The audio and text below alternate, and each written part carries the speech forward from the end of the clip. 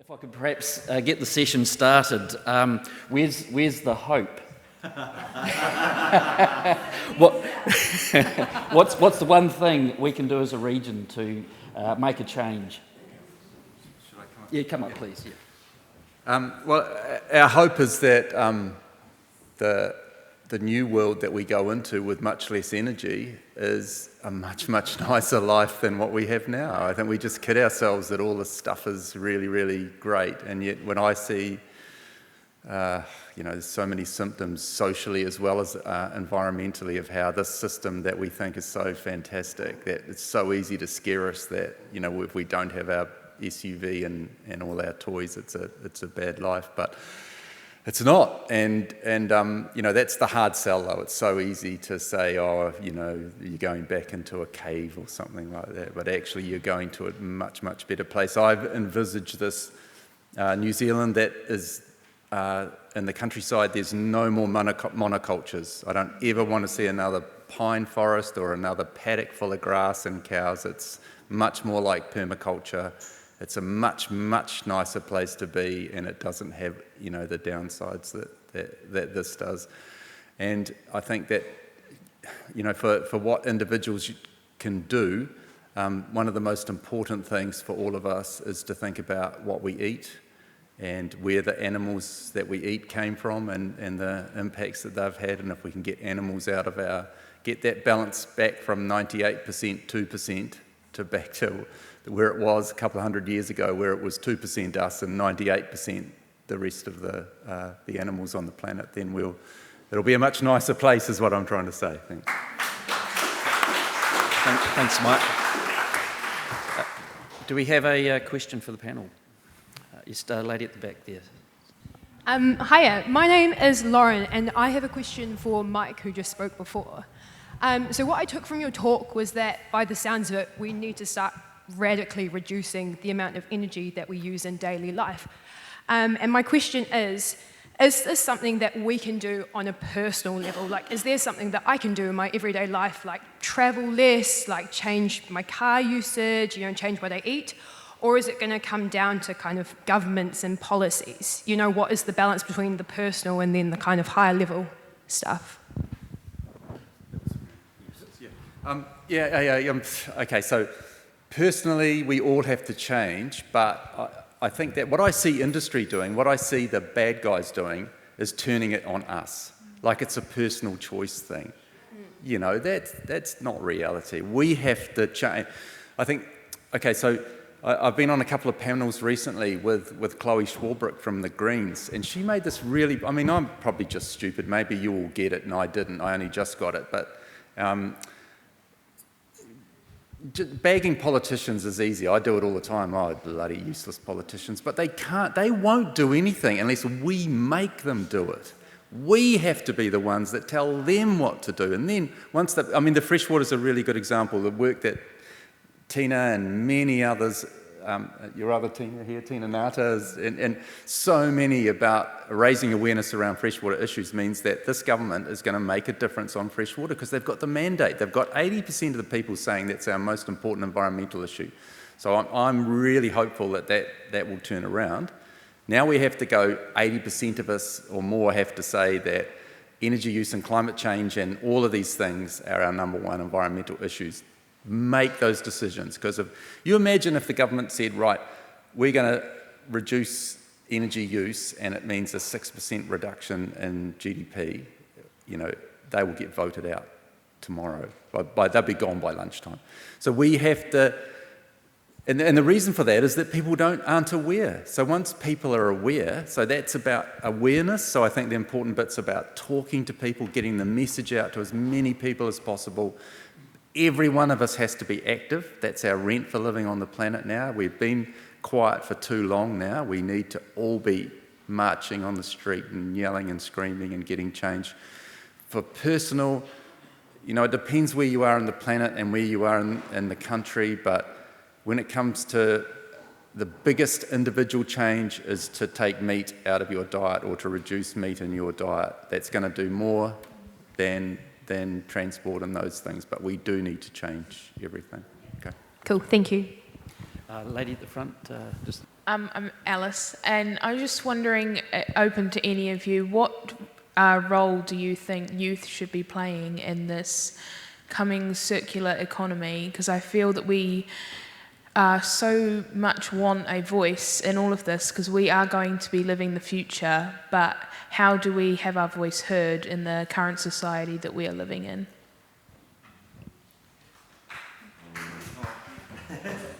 I can speak to that a little bit.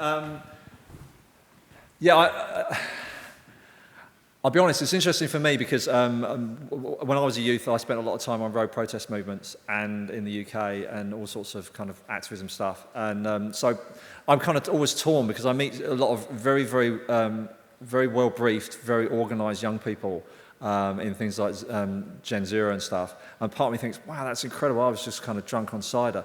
But at the same time, I'm like, you should be like that, you know. So there's kind of, I think there's a blitz. I think there's a mix that young people should be extremely active because in terms of the activism and on the streets, partly because they have a lot less to lose. Once you get a mortgage and kids, it becomes harder to get arrested a lot, and believe me, I've done that a little bit. So there's that aspect to it. There's also working through these amazing systems that the youth recently have started to establish, like Gen Zero and some of these youth movements. We've got the Now crowd as part of the Sustainable Business Network, which is for people that have just gone into professional roles, to help them and train them to push through these corporate structures. So I think that's a role too. But you know, you've seen Greta Thunberg as well, just like find your own truth and speak to it and make it real. Because again, these timelines are not long now. It's I actually tried to ban the word future at SBN because I got sick of everyone going, the future's going to be like, it's right, it's happening right now.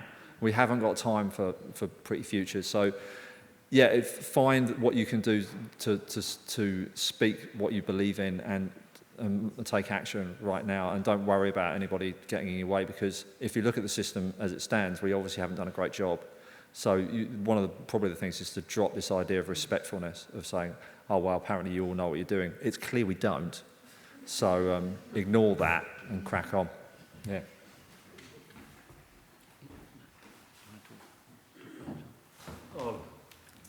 Look, I think it's really salient to have a look at that. Some of the videos on YouTube on Greta Thunberg, profoundly powerful message that she has provided to a whole bunch of people, which has really stood people up on their backsides and said, we have to listen, we have no choice but to listen. So I think there's some amazing examples. We saw a march in Wellington recently when all the school kids left school and went out and did their thing, much to the chagrin of all their parents. But I think you'll find the grassroots are there. And I think the other thing that we also know and are aware of is the Māori movement, the kaitiakitanga, is wrapped in this in a big way. And I think the power of Māori, collaborative Māori presence in this space will provide a galvanising point for New Zealand around a natural movement back to tradition, as opposed to some new manifestation that we all have to dream up. So I think that we have a unique opportunity with New Zealand, the historical context and the duality of our multi-partisan basis with Māori, Pākehā and other cultures, to actually create a new movement that is based on the old values, which I think is a really unique opportunity. So I think there is a momentum that will be much easier to get on, rather than actually have to create some new movement. So I think we're lucky in that respect. Yes. Oh, microphone up the front here, please. Hi, my name is Sandy. I'm just curious to know whether you find anything in the global organization like the United Nations, which is active and has hopeful indications for improvement.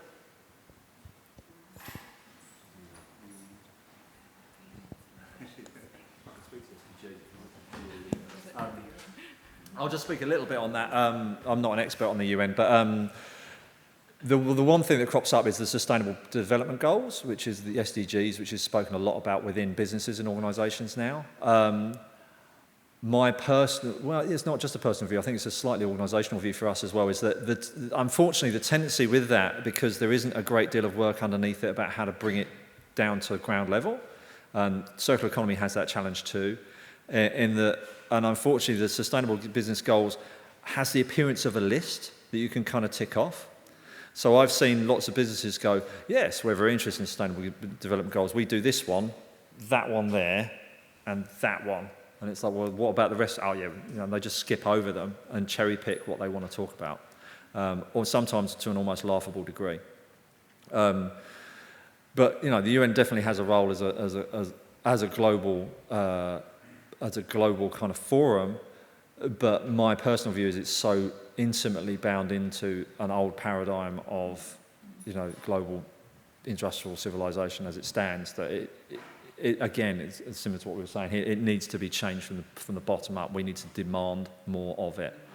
And the other thing is that the key powers in the world have a huge track record of completely ignoring it when it doesn't suit them. The US, a classic of this, we'll just opt out of whole areas of it. So it's a very fragile piece of equipment.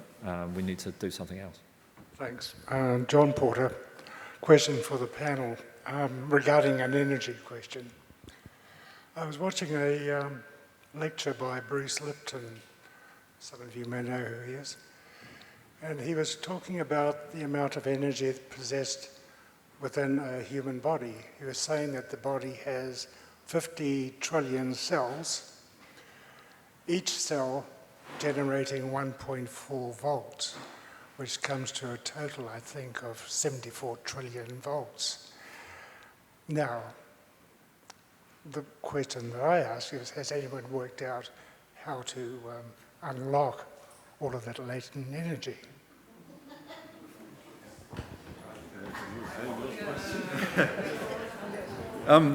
That's a nice story, but actually the energy within us comes from the outside in the form of food. So carbohydrates that we eat, we convert those into energy. The difference between volts and amps are really important. And you'll understand with an electric fence, 14,000 volts, you can get a nice whack off it, but it won't kill you because the amperage is really, really low.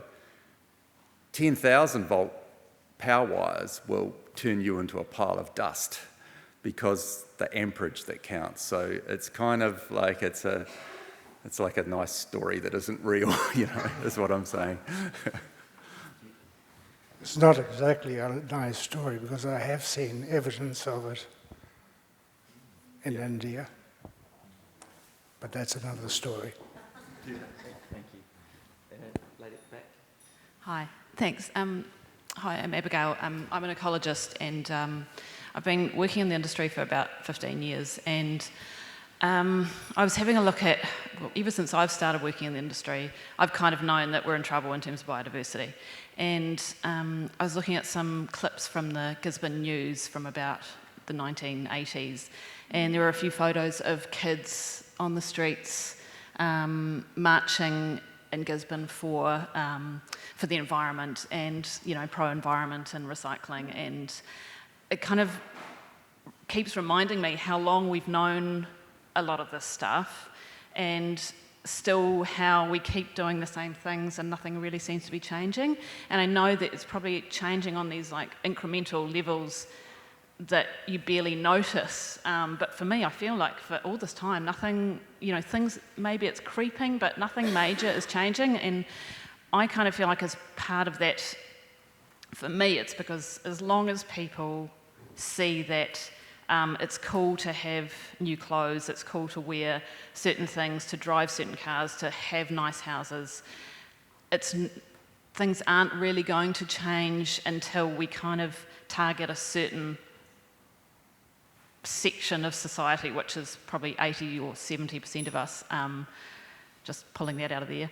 And I kind of feel like we need to get the Kardashians to start recycling and wearing secondhand clothes, or to get some there's this certain section of people that never seems to change because we're so focused on being what we think we should be because that's what society values. So I guess I'm just wondering, do you have any thoughts on how we could change that? That's about behaviour. So all of the things that we're doing in policy is about what we should change in policy settings to make people do certain things, but it doesn't focus on an underlying behaviour change. And so what I've seen in a lot of post-settlement governance entities for iwi is that they are trying to focus on behaviour change. And that means relearning our reo, relearning our tikanga, relearning our kawa, and creating a whole culture that goes back to those traditional methods of living and learning, so that they are confident enough that when the Kardashians come up, they can go, yeah, that's cool, but I actually know what I had for dinner this morning because I killed it, I dressed it, I ate it, I shared it. Yeah. And so behaviour change is much more difficult than what we're seeing now, which like the Sustainable Business Network and other organisations are trying to encourage people, but everyone's looking for a soft landing. And I hate that word, because soft landings are licence for people to continue to do what they're doing. So I come from experience. In the Central North Island, we have a nitrate cap on Lake Taupo, which means that we could no longer farm around Lake Taupo. And Te Wharetua own 65% of that district, so it was going to disproportionately impact my iwi. And at the time, everybody said, the sky is going to fall because we can no longer farm. And then the government created this big slush fund, bought out all the general land so that it can be reverted back to trees. And for us that were Māori farming, we had to transform our business operations. We had to change, we had to stop farming. There was no soft landing for us. No one cared about us, and we got on with it. And today, Lake Taupo is now better for it. So soft landings are lies for people who want to continue to pollute and do the things badly. And I also know that we can change. So somebody needs a stick and they need to use it. And then everybody will adjust. But everyone hoping that there's a just transition, hoping that there's a soft landing, it is not going to happen. And so for me, making the change means being really brave around taking the hits from a small portion of the community who control most of those assets, who are going to be really angry because some people aren't getting what they want anymore. So it's a combination of using the sticks that are available, taking responsibility for your own children, and teaching them how to live better. And so the question earlier about, how do we encourage rangatahi, the right answer is, come up here and you tell us. And I'm going to make the space for you to do that. Because I don't think you're asking for me to give an opinion on what you should think. I think you're asking, how do I make a space for you to be here? And so these are the changes that have to be made around behaviours. It's not about Tina's view on rangatahi. It's about making the space for you to have your view and talk to us. So, kia ora.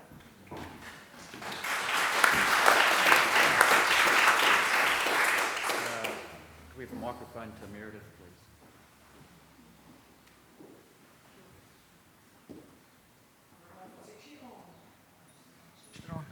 Kia ora everybody, I'm Meredith Akuhata-Brown, politician. Kia ora. Isn't there a space right now on the planet where we can learn of the world's circular economy, and it's in the poor spaces, the people who have the least, who live in a space of having nothing but live. And in our community, we have got communities of people that are living on next to nothing, who don't get a new car and a new computer when it breaks, etc. So I had the opportunity a number of years ago to live in the slums of Manila, to simply learn from the poorest of the poor. And so I see there's opportunities to go and live in communities and actually see those who live very simply and how they can teach us who long for that Kardashian lifestyle, to actually gain some experience of life in the lower spaces, because that's not often a choice that people have made, because those with more want more. So I think there is a space to learn from our community, our localised communities and those groups. I just asked if you would agree with that, but also as a local politician, we are part of a unitary authority. I'm a Gisborne District Councillor, where we have rules and regulatory roles. Do you see us tightening that, being the stick, into spaces where we don't want to see more plastic emporium type shops open, in our spaces, and saying, actually, that ends up in our landfill, so let us not promote these, be it $2, $1.50 shop type spaces. So do you see that as a regulatory function, that we get better and tighter at stating what this region could grow it and produce more so in, and have less of? Is that part of our role with the stick? Those are a couple of views, points, thoughts. Kia ora. Yeah, I totally take your point about learning from other people, and that the reality of we're so wasteful because we are able to be wasteful, because, well, especially me, because I have the money to be wasteful, and so yeah, and I've had the wonderful experience of being in Romania and visiting the family of the scientists that I was working in there. The woman, Angela's mother, was then 68 years old. She'd never been to hospital in her life. She'd never been to the dentist in her life. She was a bit stooped, but amazingly healthy. And they live on 2 acres of land. They've always lived on 2 acres of land. That's all they've known. They don't have money apart from they trade a little bit. The community, it's back to the way it would have been here for tangata whenua here. It's communities working together. I think we can definitely learn from that right now in some parts of the world, but we can look back to see how it was. When it comes to local government, I think this kind of links back to the question earlier about what young people can do. Sophie Hanford is a neighbour of mine. She's one of the young women that started the school strikes. She's going to stand for our local Kapiti Coast District Council. If we could just swamp our councils full of young people, we could change. I'm so sick of old men in councils and having to deal with them. Yeah. Like I'm an old man, I know, but those attitudes and that I'm just so frustrated. So I'd love to see the young people of Rangatahi take over our councils and change. That's where the change could really happen. Thanks, Mike. We're at the end of our Q&A, but we'll invite our presenters to join us for morning tea now, where you can continue the conversations.